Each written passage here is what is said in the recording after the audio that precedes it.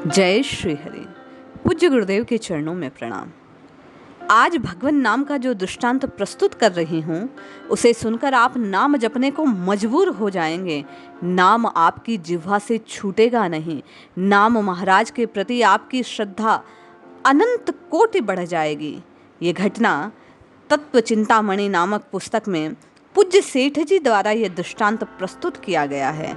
पूज्य सेठ जी लिखते हैं कि एक बहुत उच्च कोटि के भगवत भक्त नामनिष्ठ महात्मा थे। उनके समीप उनका एक शिष्य रहता था। एक समय की बात है, वे महात्मा किसी काम से अपनी कुटिया से बाहर गए हुए थे। उसी समय उनकी कुटिया पर एक व्यक्ति पधारा और पूछा, महात्मा जी हैं?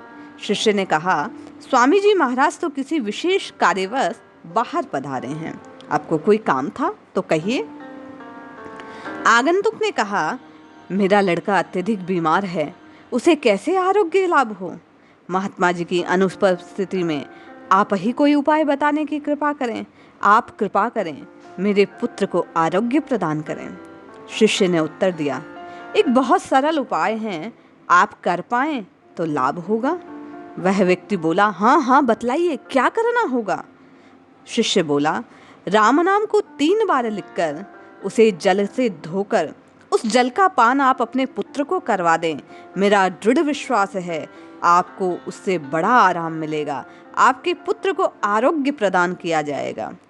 भगवान राम के नाम की महिमा अद्भुत है, ऐसा मेरा दृढ़ विश्वास है, आप ये उपाय करें। आगंतुक घर गया।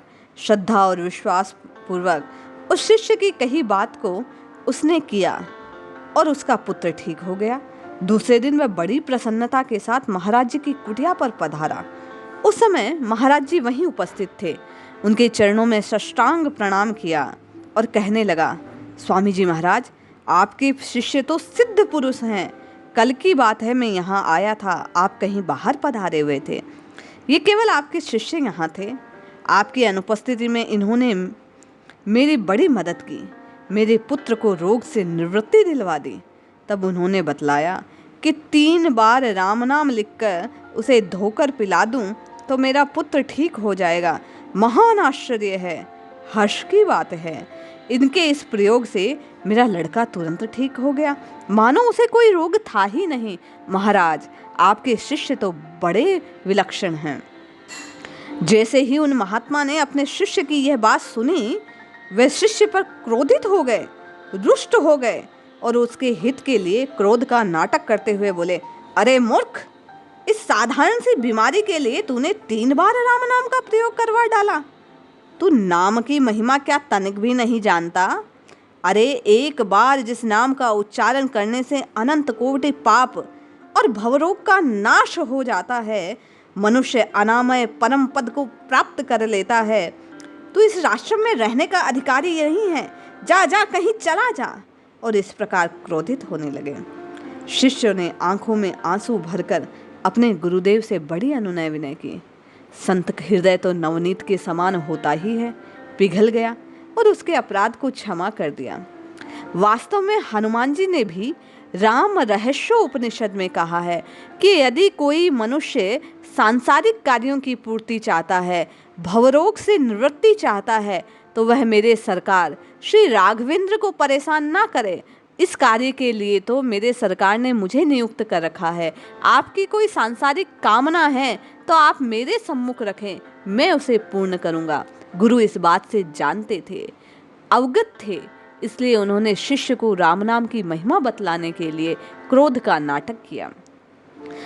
पूज्य सेठ जी लिखते हैं कि बाद में उन महात्मा ने अपने शिष्य को एक चकाचक चकमक चकमक करने वाला सुंदर पत्थर हाथ में दिया और कहा, जा पूरे शहर में इसकी कीमत जाना और सावधान, इसे बेचना नहीं है, केवल इसकी कीमत अखवानी है।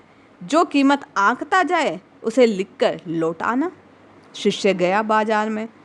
साग बेचने वाले ने उसकी कीमत 2 किलो साग बतला दी।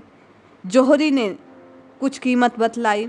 राजा के सम्मुख जब वह उसे लेकर प्रस्तुत हुआ तो राजा अपना संपूर्ण राजपाट उस पत्थर के बदले देने को तैयार हो गया। महाराज जी ने पुनः जब उस शिष्य से पूछा, तो वह शिष्य कहा, गुरुदेव बड़ी विलक्षण बात है। जिस व्यक्ति को यह पत्थर दिखलाया सबने अपने अपने हिसाब से अलग अलग इसकी कीमत आंक दी। गुरुदेव मुस्कुराने लगे। उसकी बात को सुनकर वह जोर से हंसे और बोले, क्या तेरे पास कोई लोहे की वस्तु है? वह शिष्य बोला, महाराज कुछ व्यक्ति हमारे आश्रम में पधारे हुए हैं। वे जो खाना बनाते हैं उनके जो हैं वे कुछ लोहे की वस्तुएं हैं, चिमटा, तवा आदि। आप बोले तो वो बर्तन ले आऊं? गुरु आज्ञा से वह तुरंत गया और लोहे के निर्मित वस्तु को ले आया। महात्मा जी ने उस पत्थर को उस चिमटे से स्पर्श करवाया। जैसे ही वह उस लोहे की वस्तु से स्पर्श किया वह स्वर्ण में बदल गया, परिवर्तित हो गया। ऐसा देखकर वह शिष्य बड़ा चकित हो गया। देखने लगा, कैसी विलक्षण वस्तु है, क्या है गुरुदेव ये? उसने गुरुदेव से पूछा। गुरुदेव बोले, ये पारस पत्थर है जिसके स्पर्श मात्र से सोने में बदल जाता है लोहा। भला अब तू ही बता, इसकी कीमत कितनी होनी चाहिए? शिष्य बोला, संसार में अधिक से अधिक कीमत सोने की ठहराई जाती है और ये कीमत इससे उत्पन्न होती है, फिर इसका मूल्य कैसे आंका जाए गुरुदेव? महात्मा बोले, यही बात तो मैं मूर्ख तुझे समझाना चाह रहा था कि भगवान नाम का मूल्य तो इससे भी बढ़कर है, क्योंकि पारस तो जड़ लोहे की वस्तु को जड़ स्वर्ण में बदलता है, किंतु सच्चिदानंद परमात्मा का नाम जीव के कर्मों को काट कर जीव को भगवत तुल्य बना देता है, उसकी तुलना ही नहीं की जा सकती। इस प्रकार गुरु ने, उन महात्मा ने अपने शिष्य को भगवान नाम के प्रभाव का, भगवान नाम की महत्ता का रहस्य बतलाया। इस कहानी से हम लोगों को यह शिक्षा मिलती है कि पारस के प्रभाव से अनभिज्ञ व्यक्ति यदि पारस मिल जाए तो अज्ञानतावश 2-4 रुपए में उसे बेच आएगा, और अगर गलती से वह किसी लोहे की वस्तु को छू जाए तो स्वर्ण में बदल जाए, उसी से आनंदित होने लगेगा। किंतु यदि सच्चे अर्थों में किसी व्यक्ति को भगवान नाम के प्रभाव की महत्ता जाननी हो, वह उसे जान पाए किसी योग्य गुरु के सानिध्य में, तो वह अपने जीवन को स्वर्णमय बना सकता है। राम नाम की महिमा तो अद्भुत है। राम नाम को गाने से भगवान परम पद को प्रदान कर देते हैं। इसी प्रकार राम नाम को गाते रहिए, अपने जीवन को परम पद तक पहुंचाइए। राम नाम समस्त कष्टों से, विकटों से, विनष्टियों से, विपत्तियों से हमें बचा लेगा। ये नाम पारस से भी बड़ा है। पारस जिस प्रकार स्वर्ण में बदलता है, ये राम नाम सब विपत्तियों को हटाकर हमारे जीवन को सुखमय बना देगा। जय श्री हरि।